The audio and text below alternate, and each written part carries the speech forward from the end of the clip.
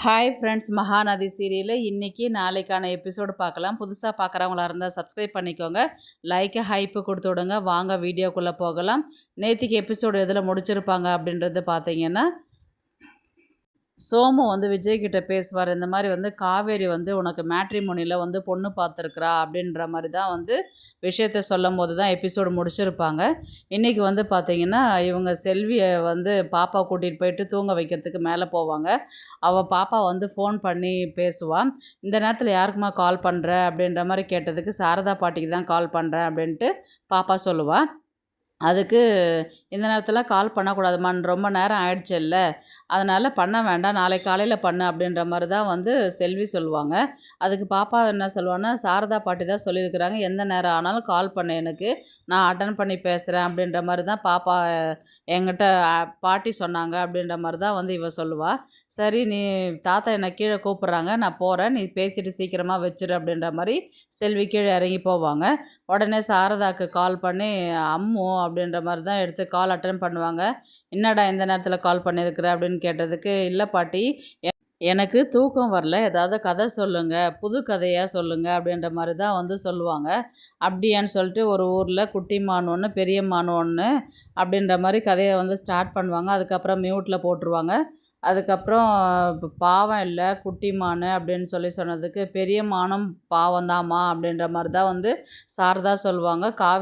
காவேரி பாப்பாவையும் மீன் பண்ணி தான் கதையை சொல்ல ஆரம்பிச்சிருப்பாங்க. உடனே பாப்பா என்ன சொல்வான்னு பார்த்தீங்கன்னா, உடனே பாப்பா இன்றைக்கி அப்பா அம்மா ஃபோட்டோவை காமிச்சாங்க பாட்டி, நான் அம்மாவை பார்த்தேன் நான் அப்படின்ற மாதிரி தான் சொல்லுவாங்க பாப்பா. அம்மா ஃபோட்டோவா அப்படின்ற மாதிரி உடனே விஜய் வந்துடுவார். என்னம்மா இன்னும் தூங்காது இருக்கிற நீ அப்படின்ற மாதிரி கேட்டதுக்கு, இல்லைப்பா, நான் சாரதா பாட்டிக்கிட்ட தான் பேசின்னு இருக்கிறேன், சரி டைம் ஆகிடுச்சு நீ தூங்குன்னு சொல்லிட்டு ஃபோனை வாங்கி வச்சுட்டு இவர் பேச ஆரம்பிப்பார். என்னங்க மாப்பிள்ளை, ஏதோ அம்மா ஃபோட்டோவை பார்த்தேன்னு சொல்லிட்டு சொல்கிறா அப்படின்ற மாதிரி சொன்னதுக்கு, எத்தனை நாளைக்கு தான் அதை மறைச்சி வைக்க முடியும், அதனால தான் காவேரி ஃபோட்டோ பழைசு இருந்துச்சுல்ல, அந்த ஃபோட்டோவை நான் காமிச்சேன் நான் அப்படின்ற மாதிரி தான் விஜய் சொல்லுவார். இந்த மாதிரி விஜய் என்ன சொல்லுவார்னா, நான் என்ன பண்ணாலுமே அது எடக்கு முடக்கா பண்ணுறா அவங்க பொண்ணு அப்படின்ற மாதிரி சொன்னதுக்கு, என்னப்பா எனக்கு ஒன்றும் புரியலையே அப்படின்ற மாதிரி இவங்க கேட்பாங்க. இல்லை, அவள் எனக்கு பொண்ணு பார்த்துட்டுருக்குறா, நான் அவளை கல்யாணம் பண்ணிக்கலான்னு பார்த்தேன்னா அவள் எனக்கு பொண்ணு பார்த்துட்டுருக்குறா அப்படின்ற மாதிரி தான் விஜய் சொல்லுவார். பொண்ணு பார்க்குறாளா? ஆமாம், மேட்ரிமோனியில் புதுசாக ரிஜிஸ்ட்ரேஷன் பண்ணி வச்சுருக்குறா அவள் அப்படின்ற மாதிரி சொன்னதுக்கு, சரி நீங்கள் வைங்கன்ற மாதிரி தான் ஃபோனை கட் பண்ணிவிட்டு காவேரி கிட்டே வருவாங்க.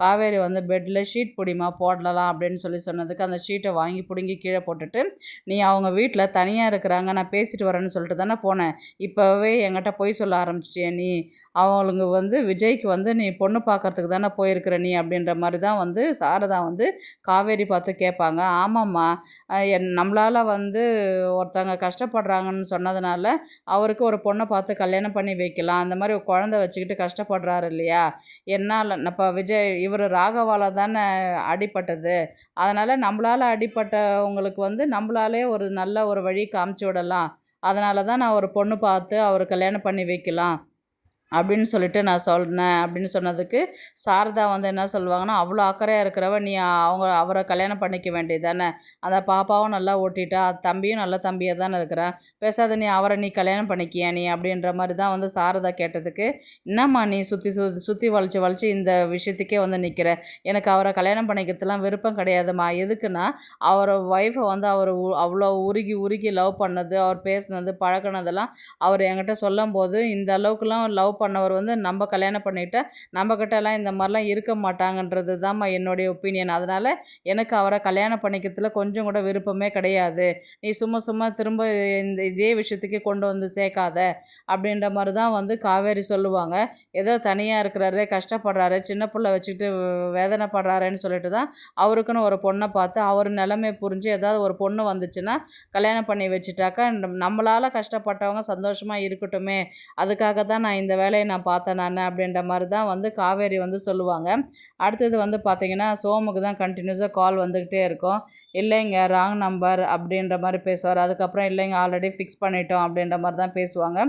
உடனே விஜய் கேட்பாங்க, யாருக்கு பொண்ணு பார்த்துட்டுருக்குறீங்க, யாருக்கு ஃபிக்ஸ் ஆகிடுச்சு அப்படின்ற மாதிரி தான் கேட்பாங்க. ஒன்றும் இல்லை, அந்த மேட்ரிமோனியில் தான் கண்டினியூஸாக கால் பண்ணிக்கிட்டே இருக்கிறாங்க, அதனால தான் உனக்கு கல்யாணம் ஆல்ரெடி ஃபிக்ஸ் ஆகிடுச்சு அப்படின்ற மாதிரி தான் அவங்கக்கிட்ட சொல்லி இப்படி ரிஜெக்ட் பண்ணிட்டு வரேன் நான், எத்தனை ஃபோன் கண்டினியூஸாக வந்துக்கிட்டே இருக்குது அப்படின்ற மாதிரி சோம சொல்வார். உடனே விஜய் வந்து என்ன சொல்வார்னு பார்த்தீங்கன்னா, இந்த அக்கௌண்ட் இருக்கிறதுனால தானே கண்டினியூஸாக கால் பண்ணி உங்களை டிஸ்டர்ப் பண்ணிட்டு இருக்கிறாங்க, கொடுங்க நான் அதை டெலீட் பண்ணுறேன் நானுன்னு சொல்லிட்டு சொன்னதுக்கு உடனே சோம வந்து என்ன சொல்வார்னா, இது காவேரிக்கு தெரிஞ்ச பிரச்சனை ஆகிடும் அப்படின்ற மாதிரி தான் வந்து சொல்லுவாங்க. அதெல்லாம் தெரியாது, அப்படி தானே தெரிஞ்சாலும் இந்த மாதிரி பொண்ணு ஒன்றும் செட் ஆகலை, வேறு பொண்ணை பார்த்துக்கிட்டே இருக்கிறோன்னு ஏதாவது சொல்லி சமாளிங்க அப்படின்ற மாதிரி தான் வந்து இவர் விஜய் வந்து சொல்லுவார். இவர் என்ன பண்ணுவார், டெலீட் பண்ணிவிட்டு ஓடிபி நம்பர் வரும், திரும்பவும் ஏன் ஓடிபி நம்பர் நமக்கு வரலையே அப்படின்ட்டு திரும்பவும் கேட்பார். திரும்பவும் அகெயின் ஓடிபி அப்படின்ற மாதிரி தான் சென்ட் பண்ணுவாங்க. உடனே காவேரி தான் கால் பண்ணுவாங்க. ஏன்னா காவேரி ஃபோனில் தான் வந்து ரிஜிஸ்ட்ரேஷன் பண்ணிக்கிறதுனால டெலீட் பண்ணது நேரம் அவங்களுக்கு தான் அது சென்ட் ஆகிருக்கு ஓடிபி நம்பர். அதனால் அவங்க கால் பண்ணுறாங்க. ஆனால் விஜய் வந்து என்ன நினச்சிப்பாருன்னா, பொண்ணு எதனா கிடச்சிதா, பொண்ணு யாராவது கால் பண்ணாங்களான்னு கேட்குறதுக்கு காவேரி கால் பண்ணுறா, நீங்கள் பொண்ணு யாராவது கால் பண்ணாங்கன்னா பண்ணலைன்னு சொல்லிட்டு சொல்லுங்கன்னு சொல்லிட்டு நான் ஸ்பீக்கரில் போடுறேன், நீங்கள் இந்த விஷயத்த சொல்லுங்கள் அப்படின்ற மாதிரி தான் வந்து விஜய் வந்து சோமுக்கிட்ட சொல்லி அட்டன் பண்ண சொல்கிறாரு. அட்டன் பண்ணதுக்கப்புறம் என்னம்மா காவேரி இந்த நேரத்தில் கால் பண்ணிக்கிறேன்னு சொல்லிட்டு கேட்டதுக்கு, இந்த மாதிரி எதுக்கு இப்போ நீங்கள் மேட்ரிமோனியை வந்து டெலீட் பண்ணுறீங்க அப்படின்ற கேட்டதுக்கு, நான் டெலீட்லாம் பண்ணலையே நான் அப்படின்ற மாதிரி தான் சொன்னதுக்கு, இல்லைம்மா பொண்ணு ஏதோ ஒன்றும் செட் ஆகலை, யாரும் ஒன்றும் கால் பண்ணல அப்படின்ற மாதிரி தான் வந்து இவர் சோமு சொல்வார். நீங்கள் பொய் சொல்கிறீங்கன்றது நல்லாவே தெரியுது, நீங்கள் டெலீட் பண்ணி ஓடிபி சென்ட் பண்ணி அது வரலன்னு திரும்பவும் ரீசென்ட் பண்ணியிருக்கிறீங்க ஓடிபி வர்றதுக்கு, அக்கௌண்ட்டு நான் க்ரியேட் பண்ணிக்கிறேன்னும் போது டெலீட் பண்ணால் எனக்கு தானே ஓடிபி வரும், அது உங்களுக்கு தெரியாதா அப்படின்ற மாதிரி தான் சொல்லும்போது விஜய்க்கு அப்போ தான் ஸ்ட்ரைக் ஆகுது. உடனே வந்து டெலீட்லாம் பண்ணலாமா, அது நம்பர் வேறு ஏதோ டெலீட் பண்ண போக இது வந்துடுச்சு, அதெல்லாம் டெலீட்லாம் பண்ணலை அப்படின்ற மாதிரி சோமு ஏதோ சொல்லி சமாளிப்பார். உடனே விஜய் கால் வாங்கி பேசுவார். என்னங்க இப்போ நீங்கள் பொண்ணு பார்க்குறீங்கன்னா என்னை கேட்காம நீங்கள் எப்படிங்க நீ மேட்ரிமோனியில் வந்து நீங்கள் அப்ளை பண்ணலாம் அப்படின்ற மாதிரி கேட்டதுக்கு, பொண்ணு எப்படி வேணும், எப்படி எனக்கு பிடிச்சிருக்குதோ அப்படி வந்து நான் வந்து சொன்னால் தானேங்க உங்களுக்கு தெரியும், நீங்களே எப்படி இங்கே க்ரியேட் பண்ணலாம் அப்படின்ற மாதிரி சொன்னதுக்கு, சரி உங்களுக்கு பொண்ணு எப்படியேப்பட்ட பொண்ணு வேணுன்றது வந்து என்கிட்ட சொல்லுங்கள், நான் அதுக்கேற்ற மாதிரி பொண்ணு பார்க்குறேன் அப்படின்ற மாதிரி வந்து காவேரி சொல்லுவாங்க. சரி எங்கே வந்து சொல்கிறதுன்னு சொல்லிட்டு கேட்டதுக்கு, இந்த மாதிரி ஈவினிங் பார்க்குக்கு வாங்க, நான் அந்த இடத்துல நீங்கள் அந்த பொண்ணை பற்றி சொல்லுங்கள், நான் அதுக்கேற்ற மாதிரி பொண்ணை பார்க்குறேன் அப்படின்ற மாதிரி தான் சொல்லிவிட்டு காலை கட் பண்ணுவாங்க. உடனே சோமு தான் கேட்பார், அங்கே போயிட்டு என்ன சொல்ல போகிற விஜய் நீ அப்படின்ற மாதிரி கேட்டதுக்கு, எத்தனை நாளைக்கு தான் தாத்தா மறைச்சே வச்சுட்டு இருக்க முடியும், இனி சொல்லி தான் ஆகணும், இப்படியே விட்டா வேலைக்கு ஆகாது அப்படின்ற மாதிரி தான் வந்து சோமு வந்து இவர் விஜய் வந்து சொல்லுவார். உடனே வந்து பார்த்திங்கன்னா சாரதா வந்து கங்காவுக்கும் யமுனாக்குமே கால் பண்ணி பேசுவாங்க. இவ புருஷனுக்கு இவனே பொண்ணு பார்த்துட்டுருக்குறாடி, அந்த மாப்பிள்ளை இந்த மாதிரிலாம் சொல்லிட்டு இருக்கிறாரு அப்படின்னு சொல்லிட்டு சொன்னதுக்கு, இவளுக்கு கல்யாணம் பண்ணி வைக்கலான்னு பார்த்தா அவருக்கு விஜய்க்கு பொண்ணு பார்த்துட்டு உட்காந்துருக்குறா, என்ன தான் நான் பண்ணிட்டு இருக்கிறா அவ அப்படின்ற மாதிரி தான் கங்கா வந்து கேட்பாங்க.